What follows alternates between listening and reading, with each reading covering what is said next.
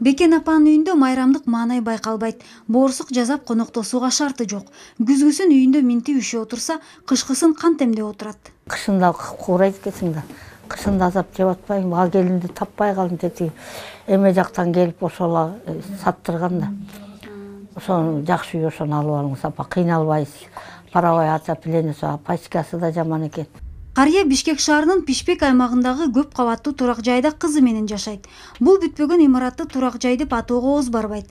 Жашаар жери жок жарандар тешиктерин бүтөп кирип алышканына 10 жылдан ашканы менен шаардык бийлик тааный элек. Жок дегенде суу түтүгүн киргизип беришсе болот эле дейт тургундар. Ал жерде эч кандай шарты жок экен, ошол шартына карап бизге суу качап суу киргизип алайлы. Жергиликтүү өзүнүн жашоочулары өздөрүнүн кандайдыр бир бөлүк акчасын чогултушкан экен, ошого жетпей атыптыр, ошого карата бир жардам берсеңер деп суранычтарын айтты.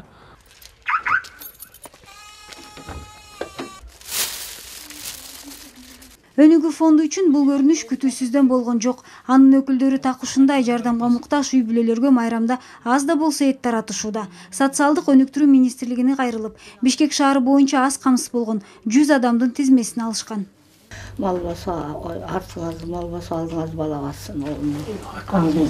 Ушул эле турак жайда жашаган Шарипа апа да өнүгүүнүн бул белегине ичи жылып калды. Зоп оорусунан жабыркаган карыянын эт алганга эмес, нанга акчасы араң жетет. Өркүндөр өссүн, Кудай сага тынчтык берсин, бала чагаңар менен бактылуу болгула.